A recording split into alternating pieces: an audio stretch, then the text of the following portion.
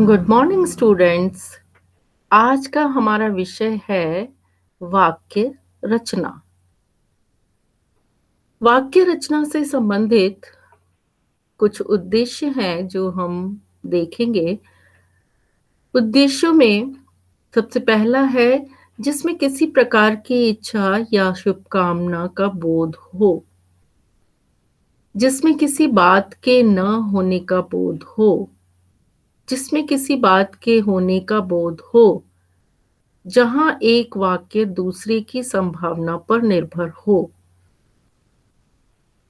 इस तरीके की वाक्य रचना के उद्देश्य दिखाई देते हैं। अब हम जब वाक्य रचना की बात करेंगे तो सबसे पहले हम वाक्य के बारे में जानेंगे। वाक्य क्या है? भावों और विचारों को प्रकट करने वाले व्यवस्थित शब्द समूह को वाक्य कहते हैं। जो भी हमारे मन में भाव उत्पन्न होते हैं या विचार उत्पन्न होते हैं, उनको प्रकट करने वाले व्यवस्थित शब्द समूह को वाक्य कहते हैं। वाक्य के अंग रचना की दृष्टि से वाक्य के दो अंग होते हैं, उद्देश्य और विधेय। अब इन दोनों अंगों के विषय में हम ये देखेंगे कि किस तरीके से उद्देश्यों के तरीके से रचना की जाती है वाक्यों की, और विधेय के रूप में किस प्रकार वाक्यों की रचना की जाती है।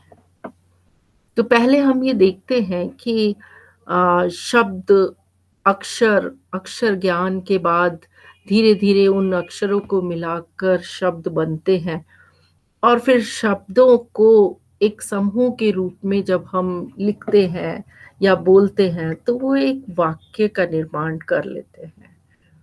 और उसी वाक्य के जब हम अंगों की बात करते हैं तो दो प्रकार के अंग हमारे सामने आते हैं, उद्देश्य और विधेय। अब यहाँ हम उद्देश्य की बात करें तो उद्देश्य वाक्य में जिसके विषय में बनाया जाता है, वाक्य जिसके विषय में बनाया जाता है उसे उद्देश्य कहते हैं। यानी कि वाक्य का जो कर्ता है और कर्ता का विस्तार उद्देश्य होते हैं।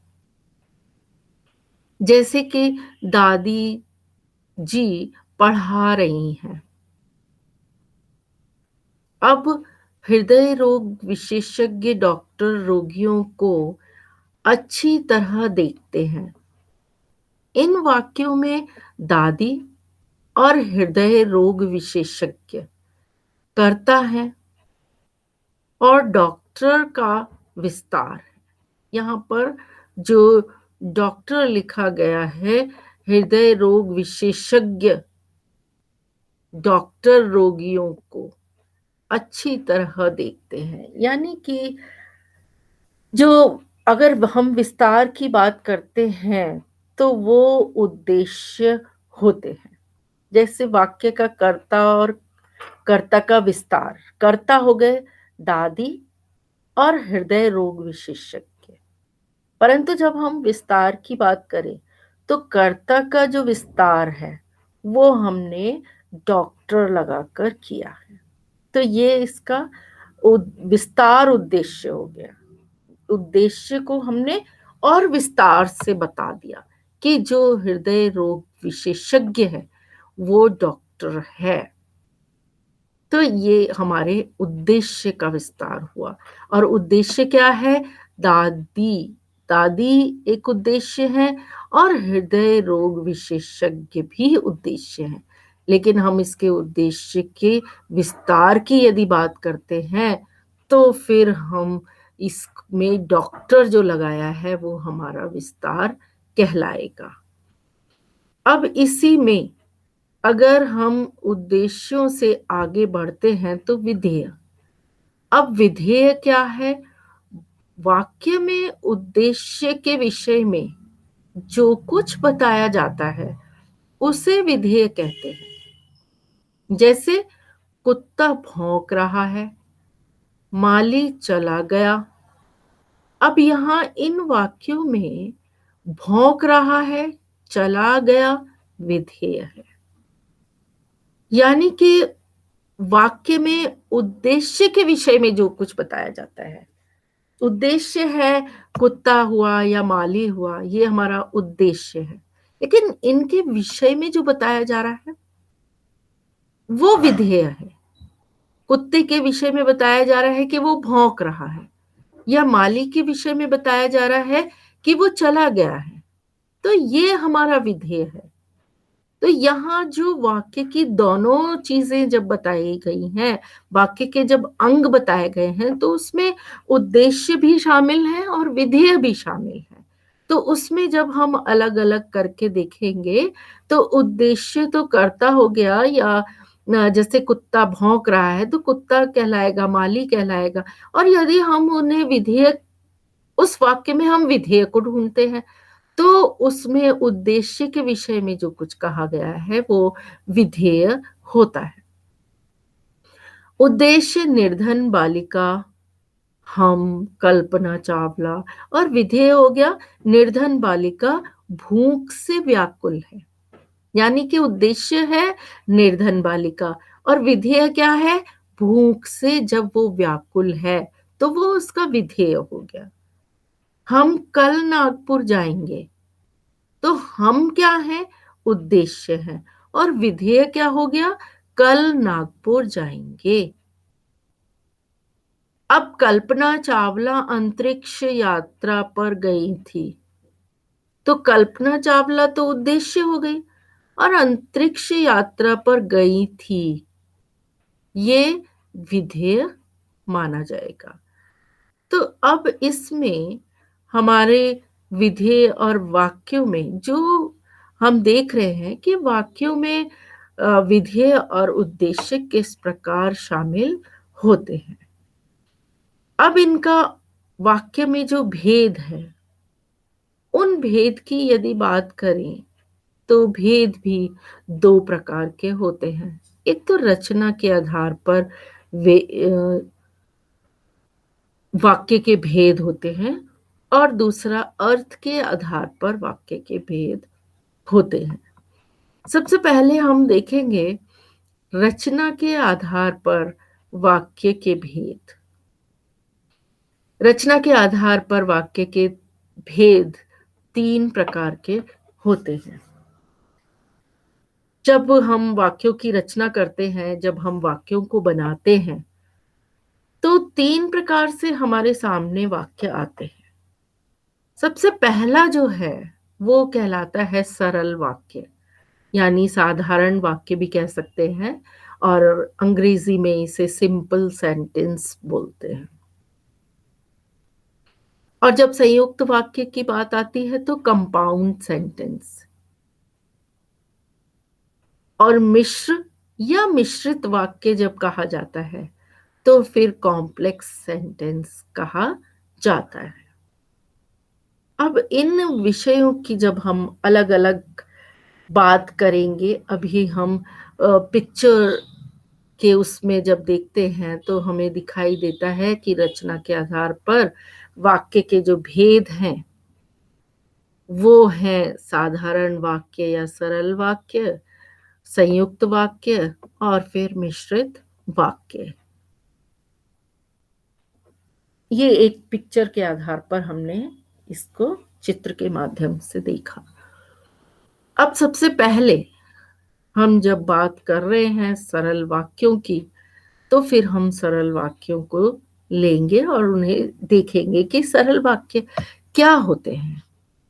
जिस वाक्य में एक मुख्य क्रिया अथवा विधेय होता है उसे सरल वाक्य कहते हैं। एक मुख्य क्रिया हो गई और उसका विधेय हो गया, तो ये एक सरल वाक्य हो गया।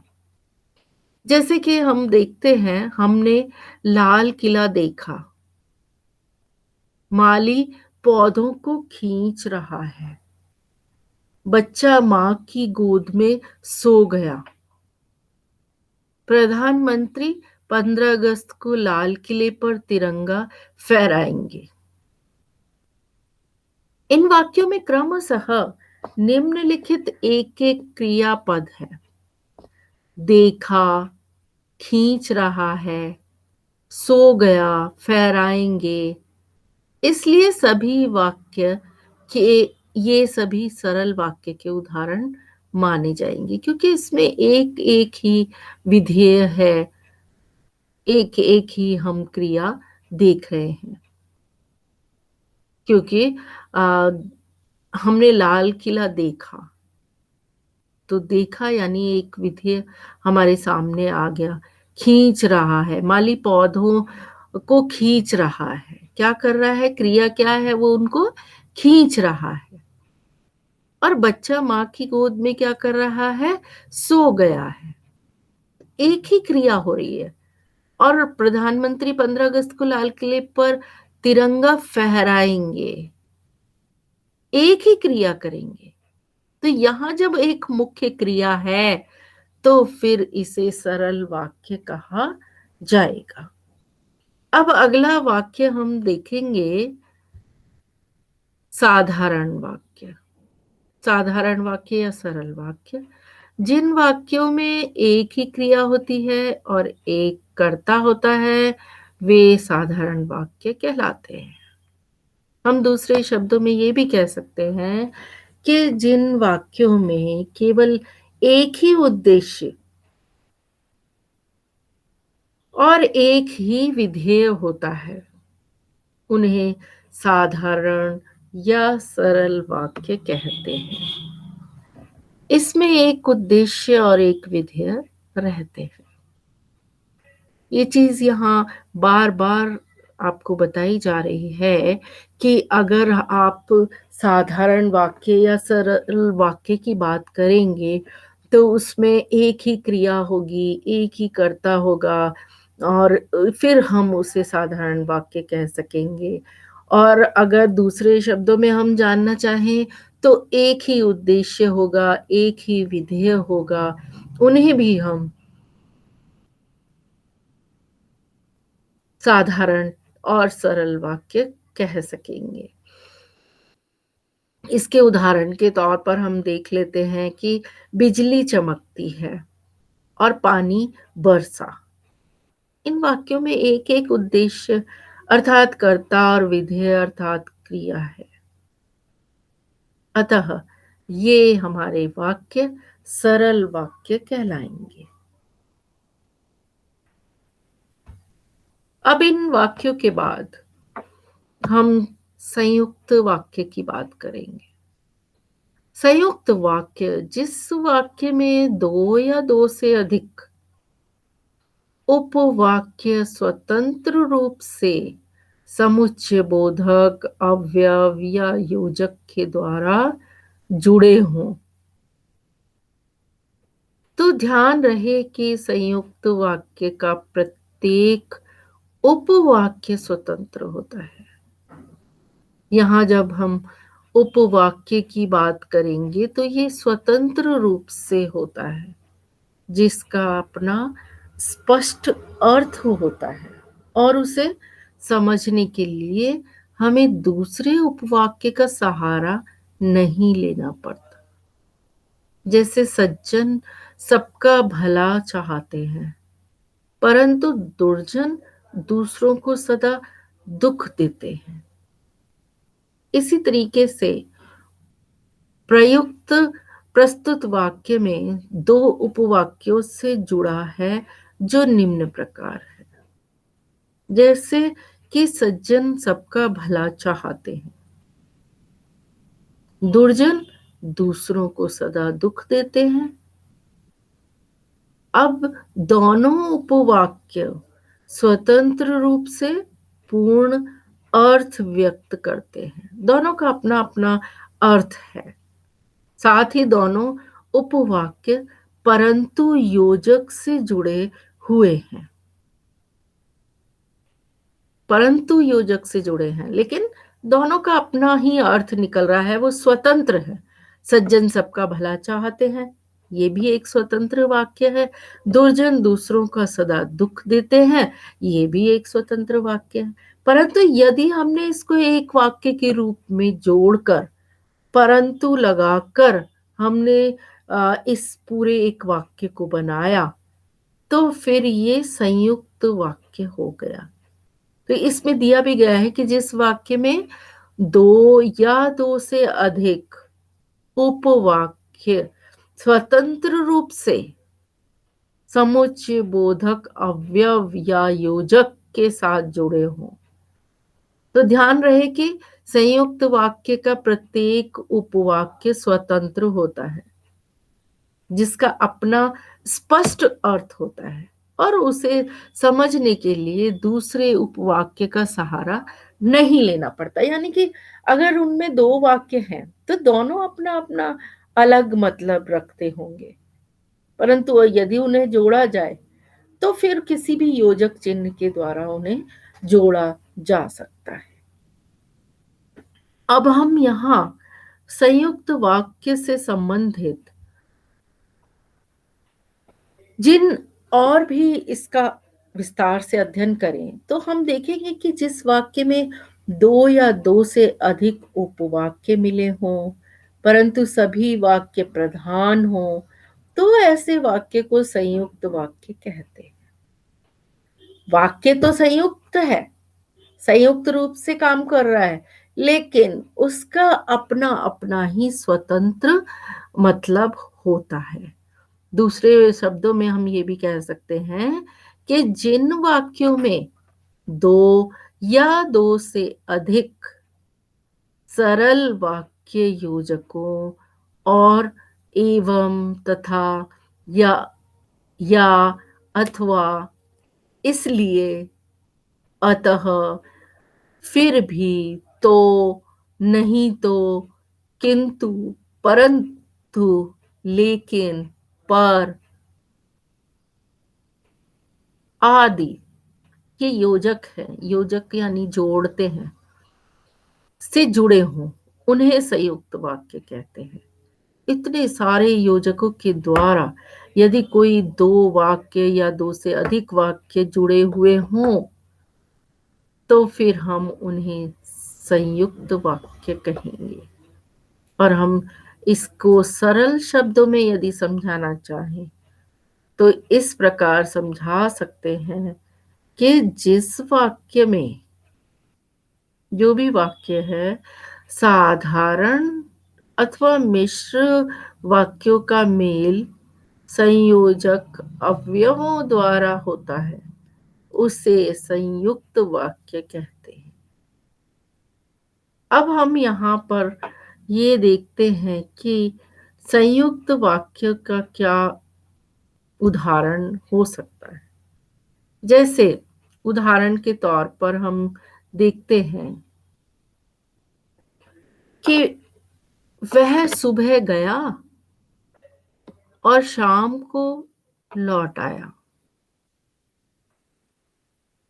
तो यहाँ पर हम जब देख रहे हैं कि दो वाक्य जुड़े हुए हैं किस योजक चिन्ह से, और से, वह सुबह गया एक वाक्य है, स्वतंत्र है, वह सुबह गया और शाम को लौट आया,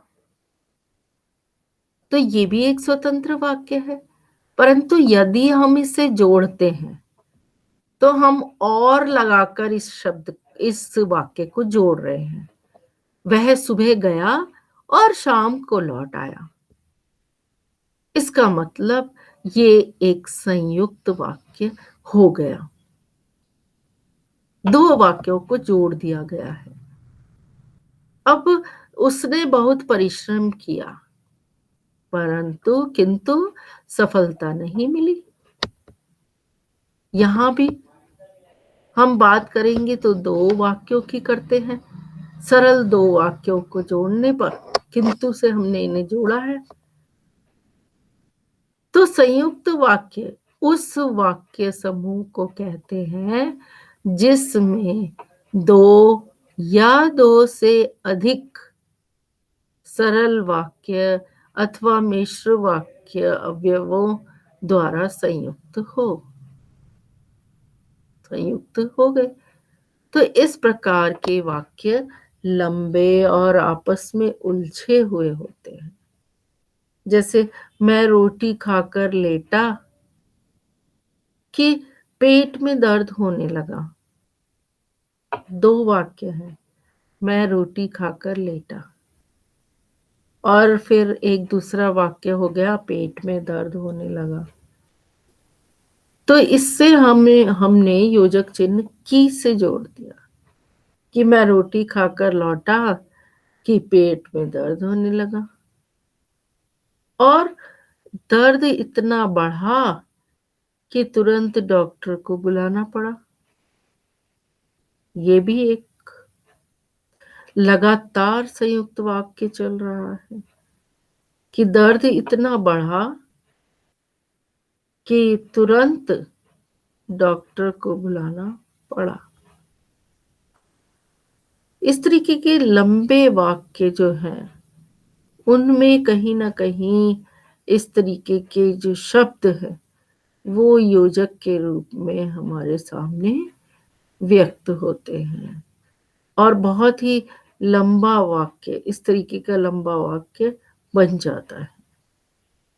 इस लंबे वाक्य में संयोजक और है जिसके द्वारा दो मिश्र वाक्यों को मिलाकर संयुक्त वाक्य बनाया गया है। तो फिर इनमें हमने ये देखा, इस प्रकार से हमारे ये समझ में आ रहा है कि इसी प्रकार मैं आया और वह गया, इस वाक्य में दो सरल वाक्यों को जोड़ने वाला संयोजक और है। यहाँ यह याद कर रखने की बात है कि संयुक्त जो वाक्य हैं, संयुक्त वाक्यों में प्रत्येक जो वाक्य है अपनी स्वतंत्र सत्ता बनाए रखता है। वह एक दूसरे पर आश्रित नहीं होता। केवल संयोजक अवयव उन स्वतंत्र वाक्यों को मिलाते हैं। इन मुख्य और स्वतंत्र वाक्यों को व्याकरण में समान अधिक समान अधिकरण उपवाक्य भी है। इस तरीके से जब हम देख रहे हैं कि जो संयुक्त वाक्य है उसमें अलग अलग वाक्य अपना अलग स्वतंत्र सत्ता बनाए रखता है और एक दूसरे पर आश्रित नहीं होते हैं। और जब हम बात करते हैं तो वहाँ जब उनको जोड़ना होता है तो किसी भी संयोजक जो चिन्ह है उनके जो शब्द हैं उनके हिसाब से फिर उनको जोड़ लेते हैं और फिर भी वो अपनी एक अलग मुख्य और स्वतंत्र जो सत्ता है, समान अधिकरण है, वो उपवाक्य भी कहते हैं। अब यहाँ पर हमने संयुक्त वाक्य की बात की, सरल वाक्यों की बात करी। अब हमारे सामने आता है कि मिश्र वाक्य। जब हम मिश्र वाक्य की बात करते हैं, अभी हमने दोनों वाक्यों को पढ़ा है, ऐसा वाक्य जिसमें एक प्रधान उपवाक्य और दूसरा आश्रित उपवाक्य होता है, मिश्र वाक्य कहलाता है। जैसे कि दादी जी ने बताया कि वे कंप्यूटर पे काम कर रही थी। यहाँ पर अध्यापिका ने पूछा कि कविता कौन सुनाएगा। इन वाक्यों में दादी जी ने बताया, अध्यापिका ने पूछा, ये एक प्रधान उपवाक्य है। प्रधान उपवाक्य है। वे कंप्यूटर पर काम कर रही थी और कविता कौन सुनाएगा आश्रित उपवाक्य है। इसलिए ये मिश्र वाक्य हैं। एक और बार हम देख लेते हैं कि भाई एक ऐसा वाक्य जिसमें एक प्रधान उपवाक्य और दूसरा आश्रित उपवाक्य होता है, और मिश्र वाक्य, इसीलिए ये मिश्र वाक्य कहलाते हैं। तो यहाँ पर एक उदाहरण भी लिया गया है कि दादी जी ने बताया कि वे कंप्यूटर पे काम कर रही थी। अध्यापिका ने पूछा कि कविता कौन सुनाएगा। तो ये उपवाक्य हो गया। अब हम बात करते हैं कि ये मिश्र वाक्य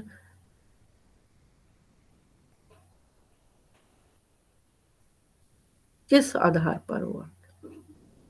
तो इसमें जब हम मिश्र वाक्य की बात कर रहे हैं तो इसके कुछ और भी जानकारी प्राप्त कर लेते हैं कि जिस वाक्य में एक से अधिक वाक्य मिले हों किंतु एक प्रधान उपवाक्य तथा शेष आश्रित उपवाक्य हो। एक प्रधान उपवाक्य रहता है, बाकी सब आश्रित उपवाक्य होते हैं, तो उन्हें हम मिश्रित वाक्य कहते हैं। अब सरल शब्दों में हम ये भी जान लेंगे कि जिस वाक्य में मुख्य उद्देश्य और मुख्य विधेयक के अलावा एक या अधिक समापी क्रियाएं हों, उसे मिश्रित वाक्य कहते हैं। यानी कि उस वाक्य को समाप्त करने वाली बहुत सारी ऐसी क्रियाएं होंगी जो कि उपवाक्य के रूप में हमारे सामने आएंगी। अब दूसरे शब्दों में हम ये भी कह सकते हैं कि जिन वाक्यों में एक प्रधान उपवाक्य हो अथवा अन्य आश्रित यानी गौण उपवाक्य हो तथा जो आपस में के, जो, क्योंकि, जितना, उतना, जैसा, वैसा, कब, तब, जहां, वहां, जिधर, उधर, अगर, यदि, कोई, यद्यपि, तथापि आदि से मिश्रित मिले जुले हों, उन्हें मिश्रित वाक्य कहते हैं। बहुत सारे ऐसे शब्द हैं जिनके माध्यम से हम एक प्रधान उपवाक्य को और जो मिश्रित उपवाक्य हैं उन्हें जोड़ते हैं, तो फिर वो मिश्रित उपवाक्य कहलाएंगे। अब यहाँ हमने मिश्रित उपवाक्यों की बात की। मिश्रित उपवाक्यों के बाद हम उदाहरण देखें तो जब दो ऐसे वाक्य मिले जिनमें एक मुख्य उपवाक्य तथा एक गौण उपवाक्य अथवा आश्रित उपवाक्य हो, तब मिश्र वाक्य बनता है। अब हम जैसे जैसे मेरा दृढ़ विश्वास है कि भारत जीतेगा। सफल वही होता है जो परिश्रम करता है। उपर्युक्त वाक्य में मेरा दृढ़ विश्वास है कि तथा सफल वही होता है मुख्य उपवाक्य है। सफल वही होता है, ये मुख्य उपवाक्य हो गया। और भारत जीतेगा तथा जो परिश्रम करता है, यह गौण उपवाक्य हो जाएंगे। इसलिए ये मिश्र वाक्य माना जाएगा।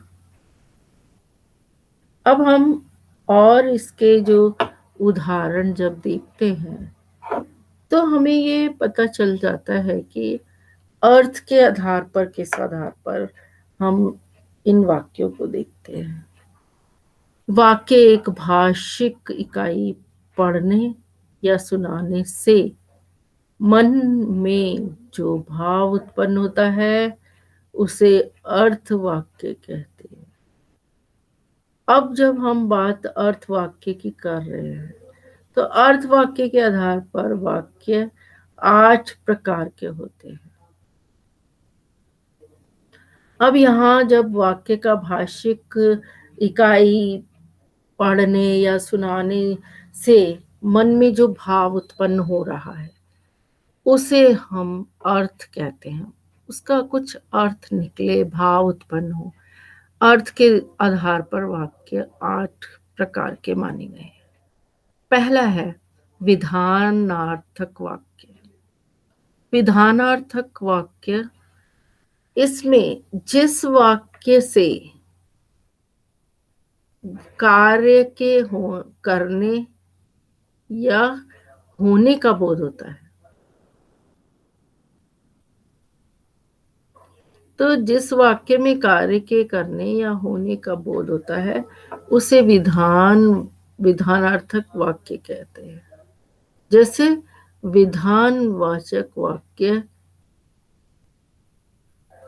में, जैसे सूर्य पूरब से उदय होता है, तो यहाँ जो हम विधानार्थक बात कर रहे हैं, तो सूर्य पूरब से उदय होता है, कल जोर की वर्षा हुई। ये एक पूरा एक वाक्य करने का या होने का बोध होता है कि सूर्य कहाँ से उदय हो रहा है, पूरब से, और कल क्या हुआ, रात को जोर से बारिश हुई, कल जोर की वर्षा हुई, हम ये कह सकते हैं। तो ये विधानार्थक वाक्य कहलाते हैं। असर असरेटिव असरेटिव सेंटेंस।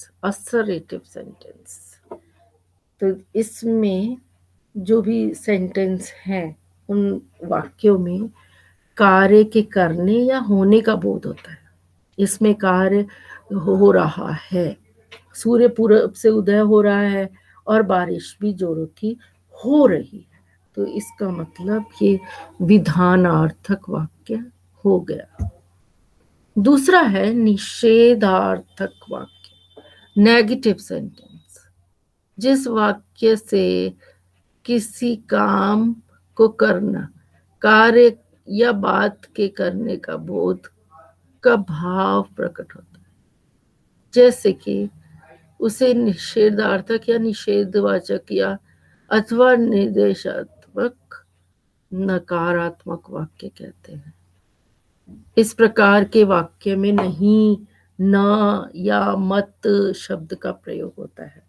निषेधार्थक जो वाक्य हैं उनमें इन चीजों का प्रयोग होगा, क्योंकि वो नेगेटिव है, नकारात्मक वाक्य है, और नकारात्मक वाक्य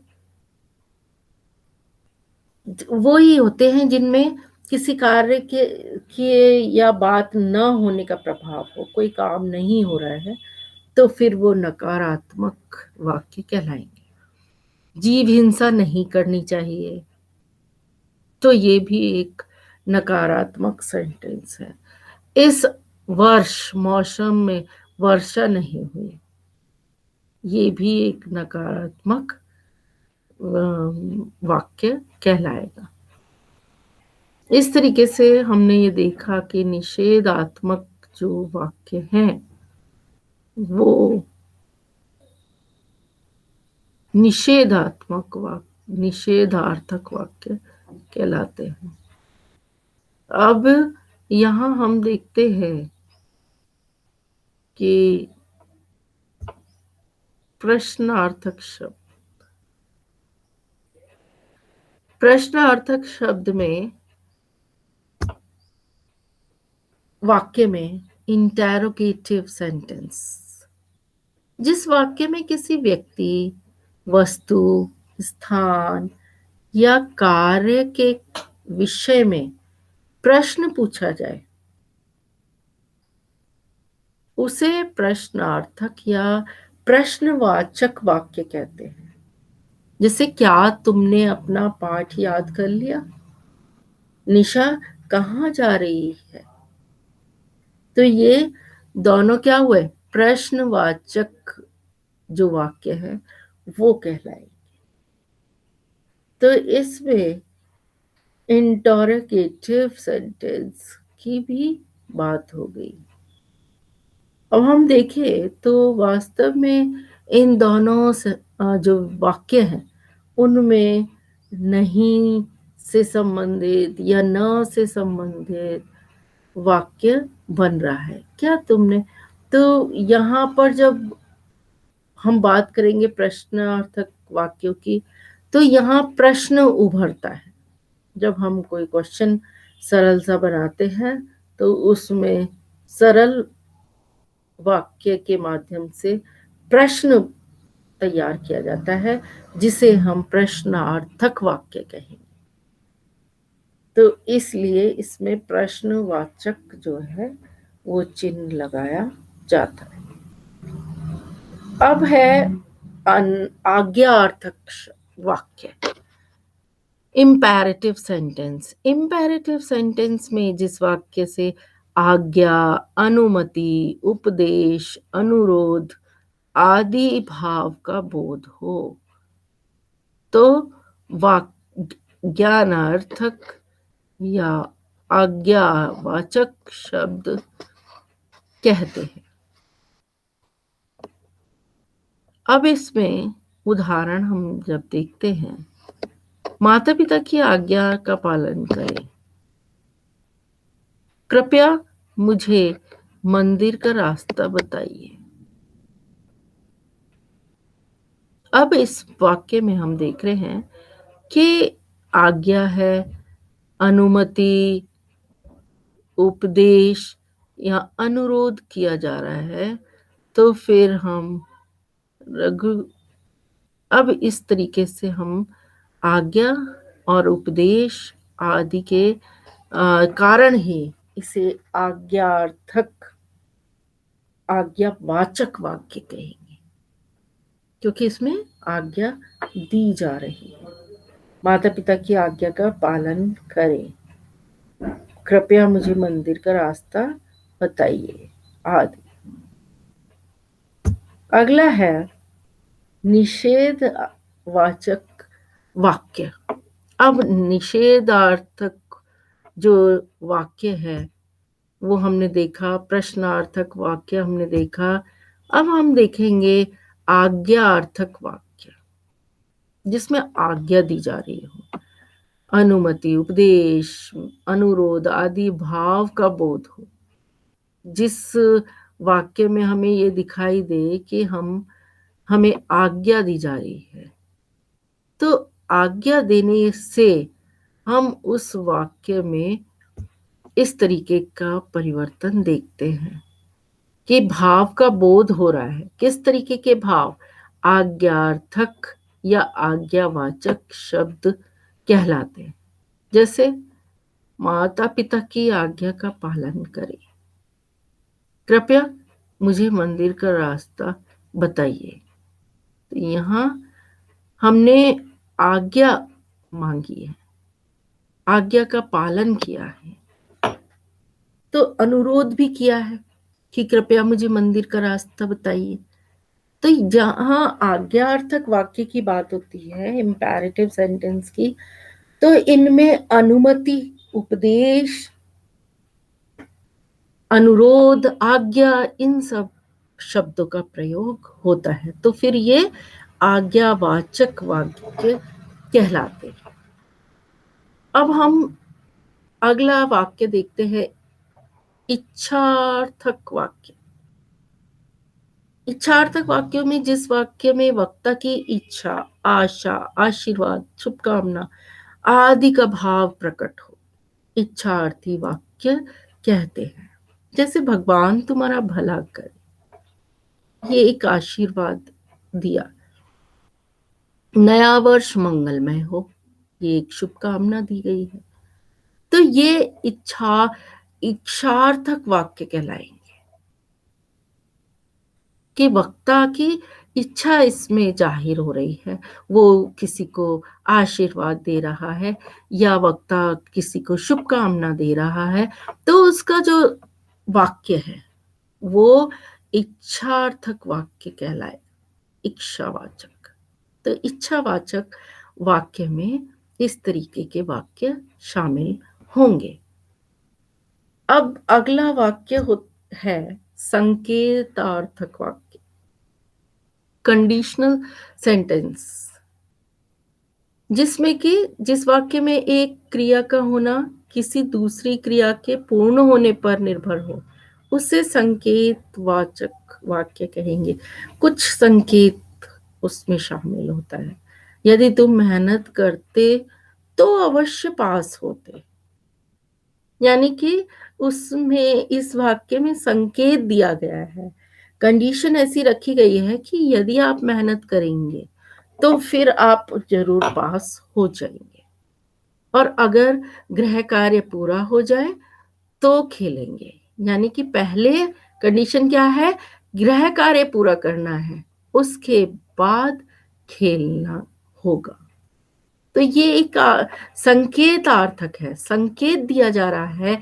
कंडीशन इस तरीके की रखी जा रही है कि कोई भी सेंटेंस हो उसमें इस तरीके की व्यवस्था यदि है कि हम यदि तुम मेहनत करोगे तो फिर तुम पास हो जाओगे, और यदि अगर गृह कार्य पूरा कर लोगे तो खेलने जा सकते हो। तो इस तरीके के जो वाक्य है वो हमारे कहीं ना कहीं संकेतार्थक है, इनमें कोई संकेत निकल कर आ रहा है।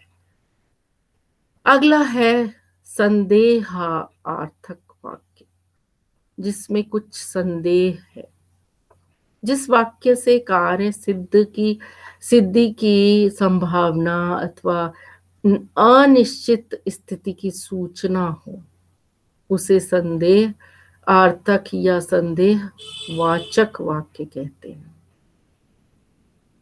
जैसे शायद मानसी बीमार हो गई, यानी कि संदेह है, हमें पूरी तरीके से पता नहीं है, तो हमने शायद लगाया कि शायद मानसी बीमार हो गई है। फिर दूसरा संदेह इस तरीके का और भी है कि लगता है जोसेफ घर चला गया। अगर जोसेफ नहीं दिख रहा है तो हम अनुमान लगा सकते हैं, संदेह कर सकते हैं। आई आइडेंटिफाइड सेंटेंस कहते हैं, जिसमें संदेह है, संदेहवाचक वाक्य कहलाते हैं। शायद मनीषा बीमार हो गई है, लगता है जोसेफ घर चला गया है। तो इसमें हमें पूरी तरीके से चीजों का नहीं पता है, हमें इसमें संदेह है। तो जो वाक्य इस प्रकार के हैं वो संदेहार्थक वाक्य कहलाते हैं। अब अगला विषय आता है वाक्य परिवर्तन। वाक्यों में परिवर्तन भी होता है। तो वाक्यों का जो परिवर्तन है उसकी जो प्रक्रिया है वो किसके द्वारा इस तरीके की प्रक्रिया हो सकती है। एक प्रकार के वाक्य को दूसरे प्रकार के वाक्यों में परिवर्तित किया जाता है, किंतु इस प्रक्रिया में वाक्य के अर्थ परिवर्तन नहीं होना चाहिए। यदि हम रचना के आधार पर देखते हैं तो रचना के आधार पर वाक्य परिवर्तन किस तरीके से कर सकते हैं। साधारण वाक्यों का संयुक्त वाक्य में परिवर्तन। अगर कोई साधारण वाक्य है कि राम से मिलकर श्याम बहुत खुश हुआ, अब हम जब इसको संयुक्त वाक्य बनाना चाहें तो हम किस तरीके से बनाएंगे, राम श्याम से मिला और बहुत खुश हुआ। कोई परिवर्तन नहीं है, उसके अर्थ में कोई परिवर्तन नहीं है, परंतु एक साधारण वाक्य संयुक्त वाक्य से किस तरह हो गया। बीमार होने के कारण मनोज यहां नहीं आया। अब हम देख रहे हैं कि यदि बीमार है तो उसके कारण मनोज यहां नहीं आया। अब जब हम इसको संयुक्त वाक्य में बनाना चाहेंगे तो किस तरीके से बना सकते हैं, मनोज बीमार था इसलिए यहाँ नहीं आया। ये हमारा संयुक्त वाक्य बन जाएगा।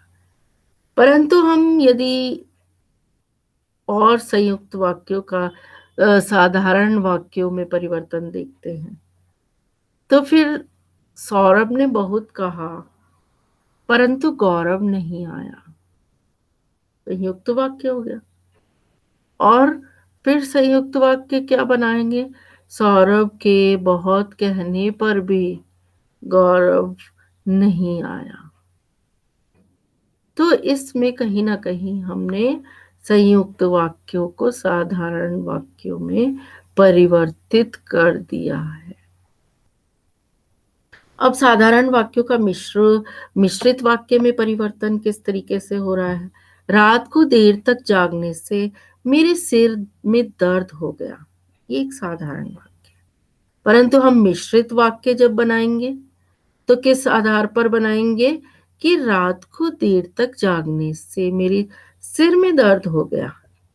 अब जब हम मिश्रित वाक्य की बात करेंगे तो वाक्य बन जाएगा, रात को देर तक जागा इसलिए मेरे सिर में दर्द हो गया। तो इस प्रकार से इन वाक्यों की रचना के आधार पर की जा रही है। अब दूसरा, जब हम रचना के आधार पर वाक्य रूपांतरण देख रहे हैं तो उसमें भी यही है कि इन प्रातः काल पक्षी चहचहाते हैं, एक सरल वाक्य है। लेकिन प्रातः काल हुआ और पक्षी चहचहाने लगे, ये संयुक्त वाक्य हो गया। लेकिन जब प्रातः काल हुआ तब पक्षी चहचहाने लगे, तो ये मिश्रित वाक्य हो गया। इसी तरीके से इन तीनों वाक्यों को बनाया जाता है सरल वाक्य, संयुक्त वाक्य और सरल और मिश्रित वाक्य। अब हम रचना के आधार पर इन वाक्यों को उदाहरण, बहुत सारे हमारे पास उदाहरण हैं जिनको हम देखते हैं, और रचना के आधार पर हम जो वाक्य हैं उन्हें संयुक्त वाक्य से सरल वाक्य बनाना, सरल वाक्य से संयुक्त वाक्य बनाना, इस तरीके से जो हमारे वाक्य हैं वो रचना के आधार पर हमें समझ में आते हैं, हमें दिखाई देते हैं। अब जब हम एक अर्थ के आधार पर भी वाक्य परिवर्तन देख सकते हैं। अर्थ के आधार पर ये विधानार्थक वाक्य है, छात्र पुस्तक पढ़ता है, तो हम इसमें छात्र पुस्तक पढ़ता है ये अर्थ के आधार पर वाक्य परिवर्तन करेंगे। तो विधानार्थक अर्थ की बात करेंगे तो हम इस प्रकार के अर्थ की वाक्य की बात करेंगे। छात्र पुस्तक पढ़ता है, विधानार्थक वाक्य। निषेधार्थक वाक्य क्या होगा? छात्र पुस्तक नहीं पढ़ता है। अब यहाँ प्रश्नार्थक वाक्य क्या होगा? क्या छात्र पुस्तक पढ़ता है? अब आज्ञार्थक वाक्य, छात्रों पुस्तक पढ़ो।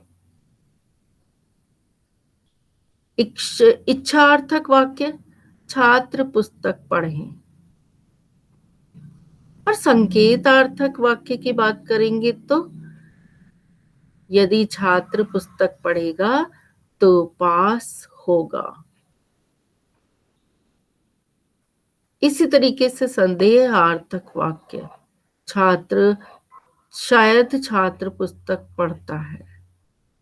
इसी तरीके से विस्मयादिबोधक वाक्य, वह छात्र पुस्तक पढ़ता है। अब हमारे इन अर्थ वाले वाक्यों से हमने ये देखा कि इनमें अर्थ, कोई ना कोई हमारा अर्थ निकल रहा है। अर्थ के आधार पर वाक्यों में परिवर्तन हो रहा है। अगर हम विधानार्थक शब्द की बात कर रहे हैं, वाक्य की बात कर रहे हैं, तो छात्र पुस्तक पढ़ता है। निषेधार्थक वाक्य की बात कर रहे हैं तो छात्र पुस्तक नहीं पढ़ता है। तो इस तरीके से अर्थ के आधार पर हमने इन वाक्यों को देखा। आज हमने वाक्य रचना के आधार पर वाक्यों को देखा है। अब इसके बहुत सारे महत्वपूर्ण लिंक हैं जिनके आधार पर आप और वाक्य रचना की ज्ञान अर्जन कर सकते हैं। अब प्रश्नों के आधार पर हम मल्टीपल चॉइस क्वेश्चन को देखेंगे। पहला है, आप घर जाएंगे या पार्क जाएंगे? वाक्य संबंधित है। संयुक्त वाक्य से, सरल वाक्य से, मिश्र वाक्य से, प्रश्न वाक्य से। यह संयुक्त वाक्य है। इसका सही उत्तर संयुक्त वाक्य। अब अगला प्रश्न है, राम आया, सब प्रसन्न हो गए। वाक्य का संयुक्त वाक्य रूपांतरण है। राम आया और सब प्रसन्न हो गए। जैसे ही राम आया सभी प्रसन्न हो गए। राम के आते ही सभी प्रसन्न हो गए। उपरोक्त कोई नहीं। इसका सही उत्तर है, राम आया और सब प्रसन्न हो गए। ये वाक्य का संयुक्त रूपांतरण है। अगला वाक्य, अगला प्रश्न हम देखेंगे, उसने पिज्जा खाया और चक्कर खाकर गिर पड़ा। वाक्य का मिश्र वाक्य रूपांतरण होगा। उसने जैसे ही पिज्जा खाया वैसे ही चक्कर खाकर गिर पड़ा। पिज्जा खाते ही वह चक्कर खाकर गिर पड़ा। वह पिज्जा खाकर चक्करा कर गिर पड़ा। पिज्जा वह जैसे ही खाया चक्कर खाकर गिर पड़ा। सही जो उत्तर है वो है, उसने जैसे ही पिज्जा खाया वैसे ही चक्कर खाकर गिर पड़ा। ये इसका सही उत्तर होगा। अब अगला प्रश्न, राधा दौड़कर मेरे पास आई। वाक्य का संयुक्त रूप है। किस वाक्य का संयुक्त रूप है? राधा दौड़ी और मेरे पास आई। राधा तेजी से दौड़कर मेरे पास आई। राधा जल्दी जल्दी दौड़ी और मेरे पास आई। राधा जैसे ही दौड़ी मेरे पास आई। इसका जो सही उत्तर है वो सही उत्तर है, राधा दौड़ी और मेरे पास आई। अगला प्रश्न हमारी स्क्रीन पर, ममता आई और चली गई। वाक्य का सरल रूप निम्न विकल्पों से चुनें। जैसे ही ममता आई वह चली गई। ममता आई और गई। ममता आकर चली गई। ममता आई और खड़े खड़े चली गई। इसका सही उत्तर है, ममता आकर चली गई। अगला प्रश्न है, कमाने वाला खाएगा। वाक्य का मिश्र वाक्य में रूप होगा। कमाने वाला ही खाता है। कमाने वाला ही खाएगा। जैसे ही वह कमाएगा तब से खाएगा। जो कमाएगा वह खाएगा। अब इस वाक्य में मिश्र रूप जब हम देख रहे हैं तो वो होगा, जो कमाएगा वह खाएगा। अगला प्रश्न हमारे सामने है, जब मजदूरों ने अपना काम पूरा कर लिया तब वे चले गए। वाक्य का संयुक्त रूप है, मजदूर अपना काम पूरा करके चले गए। मजदूरों ने अपना काम पूरा किया और वे चले गए। जैसे ही मजदूरों ने अपना काम पूरा कर लिया वे चले गए। मजदूरों ने अपना काम कार्य किया और चले गए। इस प्रश्न का सही उत्तर है, मजदूरों ने अपना काम पूरा किया और वे चले गए। अगला प्रश्न है, सांझ हुई और पक्षी घोंसले में आ गए। वाक्य का मिश्र वाक्य रूपांतरण है। जैसे ही सांझ हुई पक्षी घोंसले में आ गए। शाम होते ही पक्षी घोंसले में आ गए। सांझा व्यक्ति सांझ की का पक्षी घोंसले में आ गया। उपरोक्त कोई नहीं। तो इसका सही उत्तर होगा, जैसे ही सांझ हुई पक्षी घोंसले में आ गए।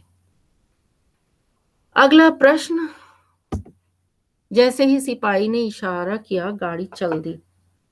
वाक्य का भेद है। सरल वाक्य है, मिश्र वाक्य है, संयुक्त वाक्य है, देशज वाक्य है। ये एक मिश्र वाक्य है। मिश्र वाक्य इसका सही उत्तर होगा। जैसे ही सिपाही ने इशारा किया गाड़ी चल दी। अगला प्रश्न, आखिरी प्रश्न इस विषय से संबंधित, आपके इसलिए अच्छे अंक गए क्योंकि आपने कड़ी मेहनत की थी। वाक्य किस भेद से संबंधित है? मिश्र वाक्य, संयुक्त वाक्य, सरल वाक्य, आश्रित वाक्य? इसका सही उत्तर है मिश्र वाक्य। अब आज यहाँ वाक्य रचना का विषय समाप्त होता है। अगला विषय हम लेकर आएंगे अगली कक्षा में, और तब तक के लिए धन्यवाद।